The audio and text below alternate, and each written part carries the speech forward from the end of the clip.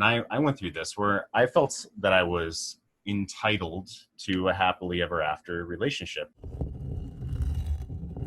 Classic nice guy of if I do all the right things, if I show up in what I think is a positive way, if I put on a happy face and I fake it and I do things to appease her.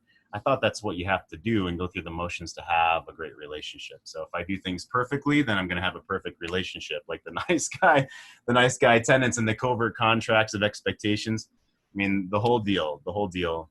And so red pill to me is waking up to my own naivete or my own entitlement and changing my frame of life on moving from external validation to knowing what I'm about, my values in life, and validating my own self. Right.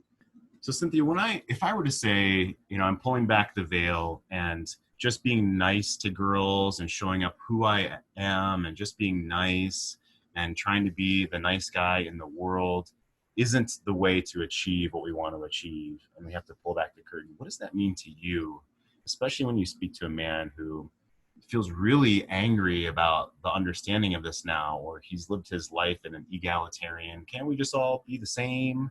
And if we're just both nice to each other, and why is she like this? What would you say to that man? How would you open this discussion around changing his belief system? Yeah, well, thank you. Yeah.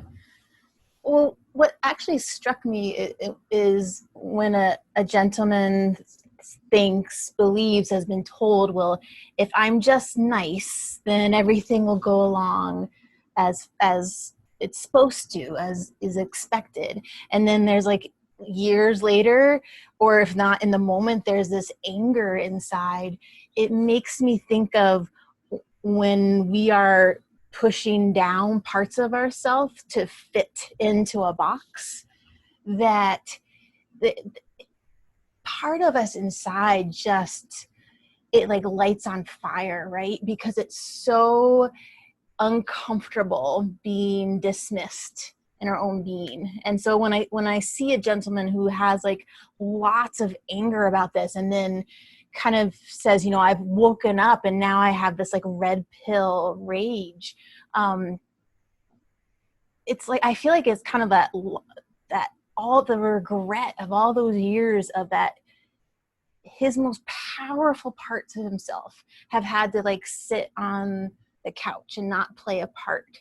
And that's what I invite in terms of like the new belief, is those parts get to come out and play, because it adds purpose and passion and mission. And no woman deep inside wants a man who's stuffed and pushed away. She wants to feel him and his power and his presence and his passion. And that can't happen with any of us if we're holding back and just trying to be in niceness. Yeah. Under the guise of niceness, or thinking that that's the way to do things. She wants to feel all of you. She wants to feel that power.